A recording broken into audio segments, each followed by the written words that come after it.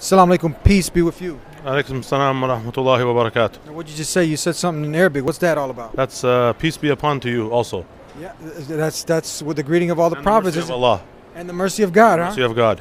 Now, we're at a place where they're talking about the most misunderstood way of life in the world, Islam. You're at this journey of faith. Tell us a little bit about it. This is the third conference, the third year that they're having this conference, Journey of Faith. And the idea is to get the knowledge out there to the Muslims and even non-Muslims. Get the knowledge and get an understanding of Islam and benefit. Now, I heard that the non-Muslims, the not yet Muslims, they get in free, they get free food, they get hospitality. Is this true? You get the best hospitality. Even the speakers, like, it's even too much. Like, you get kind of embarrassed, you know what I mean? Catering to you, you need anything, you know, the best hospitality. I'm talking about more so for the not yet Muslims, for them. Muslims, yeah. Invited in to come and eat with the speakers if they have any questions, you know, any concerns or anything. Feeding them, you know, giving them snacks and refreshments, everything. Now be real with us. Tell us, did you hear any hate speech going on around here? No hate speeches, no. Just presenting Islam in the clear-cut way, the way that Islam is supposed to be presented. And inshallah. Now tell us, Yahya, can that be translated as Jacob in English? No, John. John or Yahya. Now, that was one of the prophets of God, wasn't it? One of the prophets of God, the son of Zechariah or Zacharias, and the cousin of Jesus, John the Baptist. That was one of the prophets of God. Now tell us, you weren't always a Muslim. A Muslim like Jesus, Moses, Abraham is one who consciously submits not to a man, to a monkey, but to the creator of the heavens and earth. You weren't always a Muslim. You were a Christian? Raised Roman Catholic and brought up as Roman Catholic. I started to even go to different churches and investigating and tried many of the churches and just couldn't find anything that I was looking for. Father, Son, Holy Ghost, Trinity, salvation, in the death of Jesus, God coming down, committing suicide. Is this something that you believed before? This is not what I believed before, and that's one of the reasons why I actually was attracted to Islam. And even when I found the Quran in English translation, I found Islam. I said, this is what I actually am about. Like, this is what I believe already. So you didn't believe in God being a man. Now, we love our brothers in humanity, and sharing is caring, so we just want to clear up the confusion, because many people are confused about this triune thing. And I've talked to many of the DDs, people who have gotten master's degrees in divinity, and they couldn't figure it out. Can you figure it out? There's something that, you know, you were able to put together with this whole Trinity thing? I couldn't figure it out, and like I said, I even used to read the Bible, like, you know, extremely concentrated on Jesus' words. I wasn't getting that Jesus was God. Jesus was part of the Godhead, even stuff like that. Jesus was a prophet. Jesus was a messenger of God, you know, saying that I and the Father, or the Father is greater than I. Things like that, like, you know. This is what I was reading. This is what I was getting. And when I found Islam, this is what I was all about already. Now, how did you stumble across Islam with all the other religions? Why didn't you become a Buddhist, a Sikh, a Hindu, a fire worshiper, idol worshiper? How did you come, or did you try these out? And what happened, and what led you to accept that there's only one God, there's no God but God, and Muhammad is the messenger? Actually, it was, some people would say, probably kind of strange. Like, I didn't know any Arabs. I didn't know any Muslims. I didn't know anybody who was on this religion. I didn't even know there was an Islamic center in my city.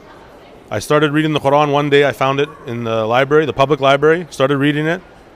And I actually, started calling myself Muslim for about a year before I knew anybody, before I met anybody.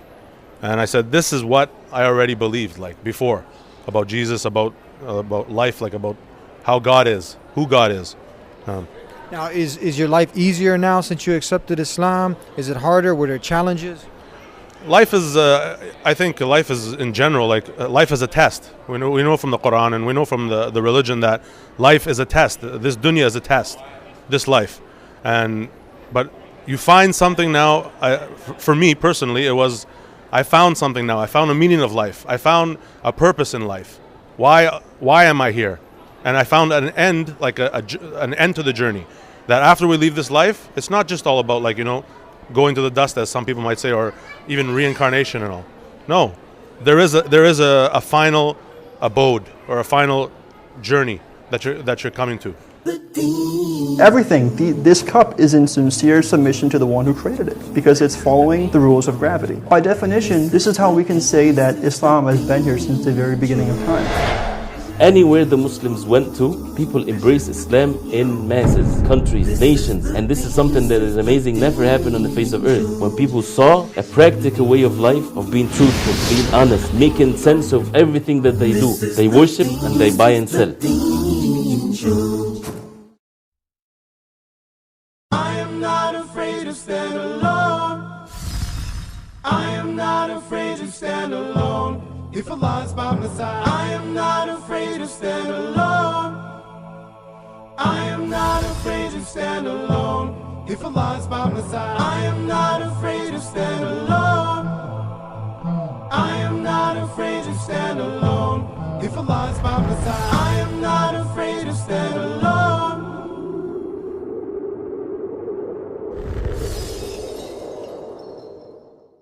Now, some people don't know about the wonderful reverence that we have towards Jesus, peace be upon him. What do you believe about Jesus now as opposed to then? Mostly, I still believe the same thing that I believed about Jesus even when I was a non-Muslim. But now we have more respect, more reverence for Jesus as being the Messiah. Not the Son of God and, you know, that God had a child, God had a son. But being the Messiah, being born of the Virgin Mary, right? Knowing that he's going to come back before the day of judgment, on the last day to this earth. He's going to come back again.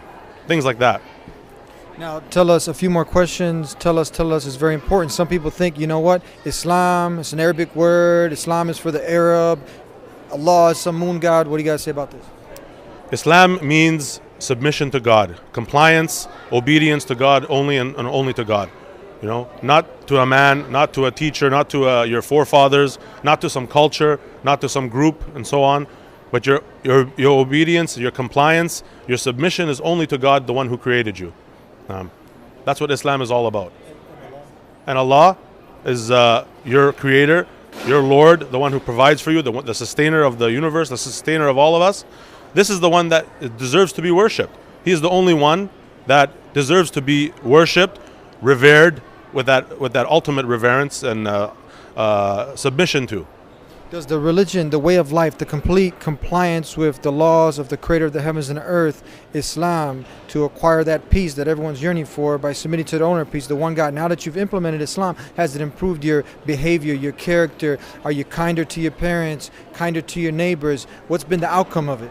There has been a change in like, I wasn't drastically like some way before, you know, like a criminal and so on. Alhamdulillah, all praise to Allah. But there is a change whenever somebody accepts Islam sincerely for the sake of God, for the sake of Allah. There is a change in their life. They become more respectful of people, respectful of the creation, of human beings, of animals, of everything, more respectful.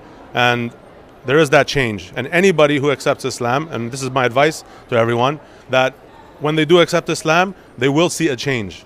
You know, it may not happen overnight. It may not happen even within days or weeks, but gradually there will be a change in the person's life. For people that feel that Islam is synonymous with terrorism, what do you got to say? Islam cannot be synonymous with terrorism.